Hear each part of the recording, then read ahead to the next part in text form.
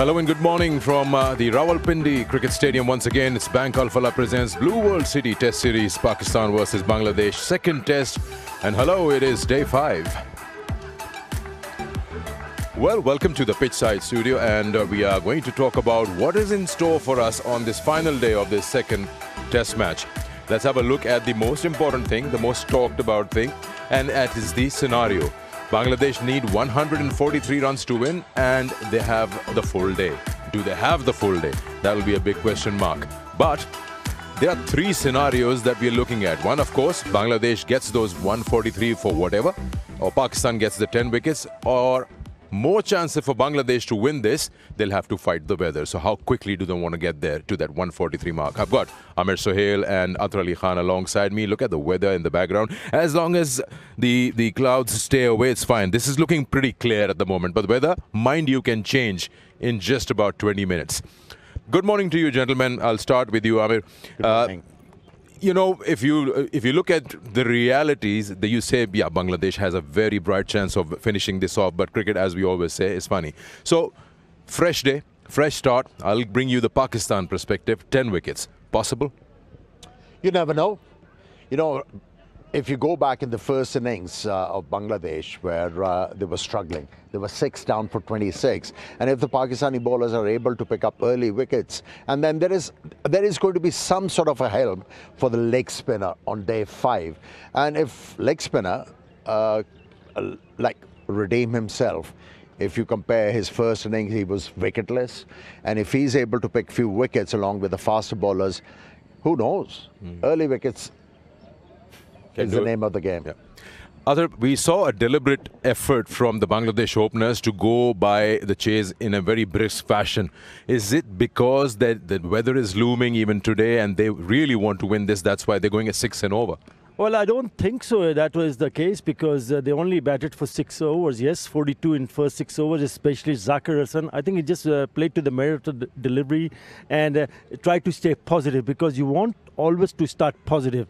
It's not a big total to chase. Yes, they'll be looking at what the weather condition is later in the day, but I think they need to take that out of their mind because what is in front of them, the way the bowlers are bowling, important to go and start positively because there's a golden opportunity for Bangladesh to go and make a clean sweep here. Already 1 up in the series.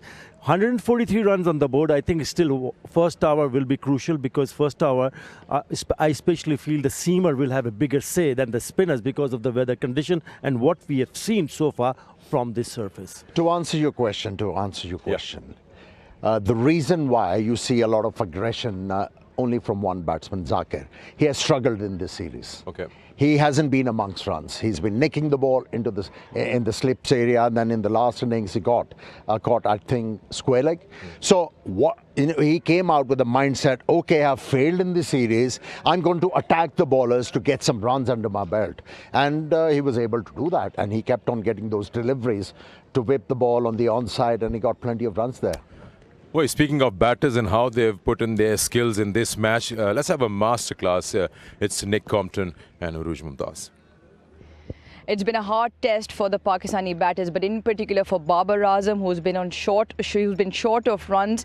Saud Shakil as well, a lot was expected of him from a good start to his test career, but in this test match in particular, he also hasn't managed to convert.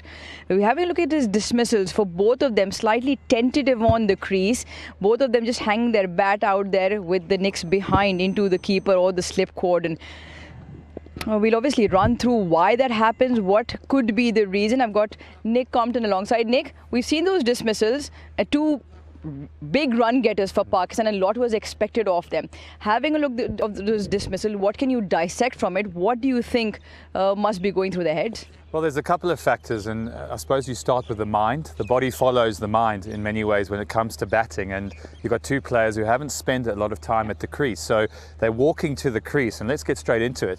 They're walking to the crease, and they haven't spent a lot of time here, so they're wondering where their feet are going, how they're going to move. And I think one of the biggest things about batting, particularly early on, and the great players always talk about it, is you've got to earn the right to score runs. It doesn't matter how good you are, how good you've been in the past. And the only way to do that is to spend time in the middle. And then if we work backwards from there, you've got to know your technique. You've got to know where your off stump is. You've got to know which balls to play and which ones to leave. And we saw with, I think, Babar Azam hanging the bat outside off stump, a shot that he would normally leave that on the front foot or even off the back foot and watch it a lot closer. He was away from his body. And the same with Saud Shakil. I'll try and get into a left-hander's grip here. There was no foot movement. His eyes weren't behind the line of the ball and the bat was hanging out there. Look, it was a good bit of bowling. Nahid Rana is a quick bowler. He gets a little bit of bounce. But that's even more reason where players of their caliber and class have to be right on it early. If it takes 5 or 10 balls longer to get yourself in, take that time, because they're such quality players, and we know if they get in, and we also know here the ball does a bit early on. If you can get through that initial bit, then players like them will find their feet, they'll find their confidence, and I'm sure score a lot of runs. Now, we just don't have players like them watching, we have players from all ranks. There could be young girls and boys also watching. Come back to you again. What do you do in terms of technique or drills that you can do to have that compact technique, know where your off stump is? If there's a young boy or girl, aspiring cricketer watching, what would you tell them? Well, I think it's, in many ways, cricket's quite a simple game. You've got 3 stumps and the bowlers are trying to hit it. So for me, it would be the most important thing is balance. So for young girls and boys, when you're standing in your stance, make sure your weight is even on both feet and your head is up straight. That's most important. You don't want your head to be here, because what we've seen, I think, with some of the players is that then pulls them into playing deliveries which are not threatening the stumps. So very important to stand in front of your stumps, get your head nice and straight, and play as straight as you can. What I used to do is I used to have my right eye on the stumps, and when the bowler ran in, anything that was outside my right eye, I knew I could leave it. Anything that was straight in line with me, I had to play. And then I built from there slowly and built my confidence. So for young players, get nice and balanced, nice and straight, play nice and straight. When the ball's wide, practice leaving. Get used to not having bat on ball. And that's the other thing, is when you're lacking form and you want to get out there, you're looking for the ball. Yep. And we saw that, I think, with Babar Azam and Saud Shakil. Yeah, you end up searching for runs which are not there. But for young boys and girls who watch this masterclass, try and play as compact as possible, slow and steady, and practice makes perfect. Yeah, we just saw a bit of a dissection there on how Saud Shakil and Babar Azam have been struggling and the way they've been approaching the faster bowlers.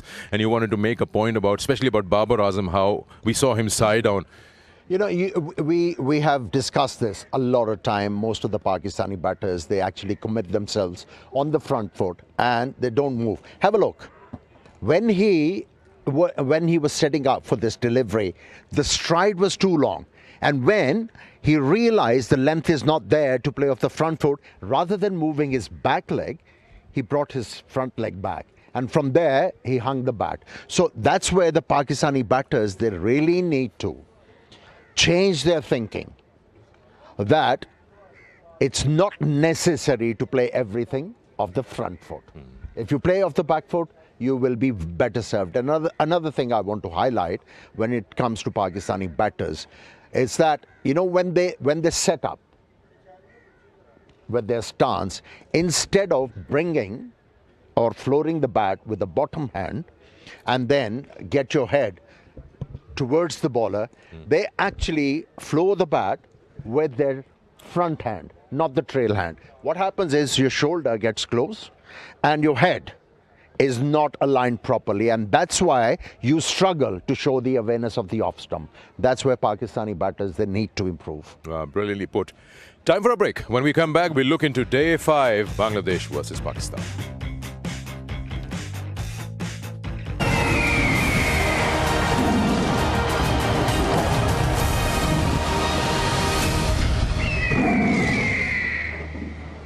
All right, welcome back to the Pitchside Studio. It's Day 5. Let's find out if the pitch has something in store for the bowlers. Coming to the last day of this test series, and Pakistan require 10 wickets. They need things to happen quickly because they've got 143 runs to play with. Now, who was the bowler that was successful? Which length worked beautifully yesterday? That was Hassan Mahmood. He got the ball to swing, but the interesting part about all this is that he's been able to pitch the ball up, get a little bit of shape, but made sure that the batters, all the batters, played that driving length. Now I talk about Hassan Mahmood because he's similar pace to what the Pakistani pacers have. So the length, you want the batter to drive. So right about here where I'm standing, you want to be pitching here, maybe a little bit of shape.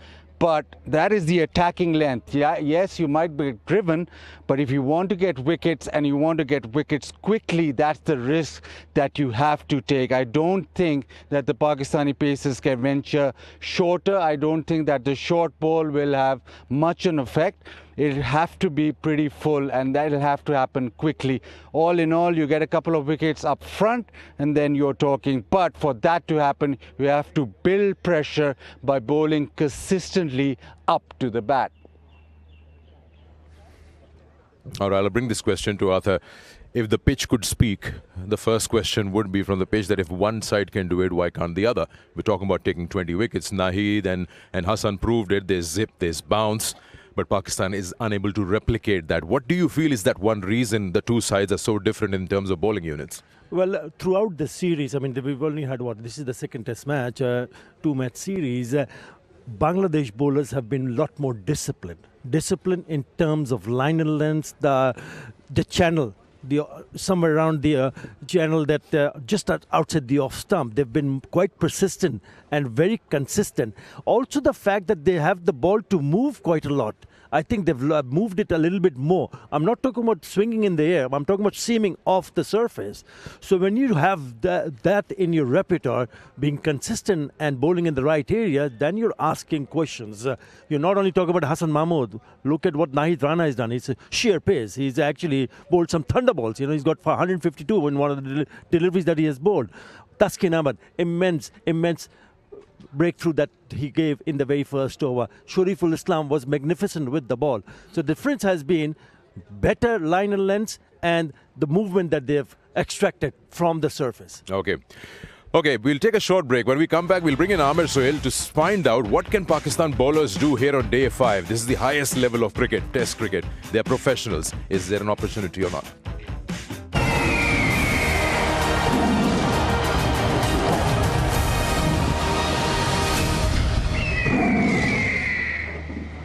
Welcome back once again, and have a look at this. Bangladesh is at the cusp of creating history. Now, these are these most successful chases in test matches by Bangladesh, and they've been doing that on several occasions, from 215 to 101, and they've done that. Now, also, this particular win, if it happens today for Bangladesh, will be history, because twice before this, they've won a series. Once against West Indies, was not a full strength side, but you don't take anything away from Bangladesh. And I'm talking about overseas wins, and then Zimbabwe. So if they win this series against Pakistan, this Athar will mean a lot, because it's just the start of the season, and they take that confidence into India. Yeah, it will mean so much for the Bangladesh fans, and one would also understand the fact that Bangladesh has started to show a little bit more resilience and not depending on one or two players. If you look at in the past, it has been Shakib Al Hasan, Mushfiqur Rahim, Mahmudullah and company, Litun Kumar Das also, but now the youngsters have put their hands up.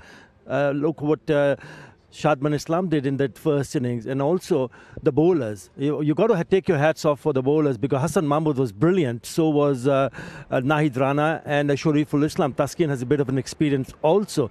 So what it does is the kind of belief that you will have to have in the dressing room, and then when they go back home, if a bit of a rest, they'll start remembering these milestones, and will be very crucial, because there's so many cricket to be played in future. We go to India, play 2 test matches, we host South Africa for another 2 test matches at home, and then we're off to West Indies. So this will play a big role, and my word, this has been simply outstanding from each and every one of them. I want to add one thing. Yeah. You know, it's a process which has just started for Bangladesh.